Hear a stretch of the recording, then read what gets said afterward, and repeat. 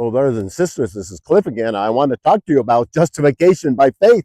As Luther said, justification by faith alone, but he didn't even know what he was talking about because he had this preconception that we're still sinners, sinners by nature that he got from Augustine, the great heretic.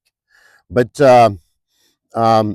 what justification and being born again means, it means that we stop sinning.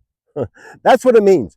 Justified means to be made righteous, and we're made righteous not by the law, but by faith.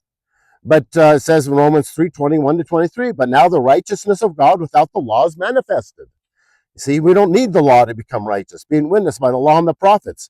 Even the righteousness of God, which is by faith of Jesus Christ. He's talking about actual righteousness, not positional only. They invented this doctrine of positional only, where we're still sinners because we're sinners by nature, and we inherit that from Adam, and it's a big lie. First of all, we're not sinners by nature, we're sinners by free will.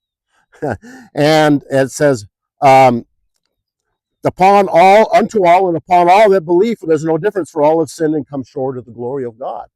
You see, so justification by faith has two parts. First of all, it's forgiveness. And then second of all, God makes you righteous by faith. You're walking in the faith. It says, 24, being justified freely by his grace through the redemption that is in Christ Jesus. For in Christ Jesus there is neither circumcision, or in Christ Jesus neither circumcision avails anything nor uncircumcision, but faith which works by love. See, that's how faith works. Faith works by love. And love is the fulfilling of the law, Romans 6:25-26. Now, according to him that has power to establish it according to my gospel, on the preaching of Jesus Christ, according to the revelation of the mystery, which has been kept secret since the world began, but is now made manifest by the scriptures and the prophets, according to the everlasting commandment made known to all nations for the obedience of faith. See, faith produces obedience. There's no such a thing as still being a sinner and justified by faith. But he that does the truth comes to the light, that his needs may be manifest, that they are wrought in God. Jesus talked about that in John 3 when he's speaking to Nicodemus about being born again.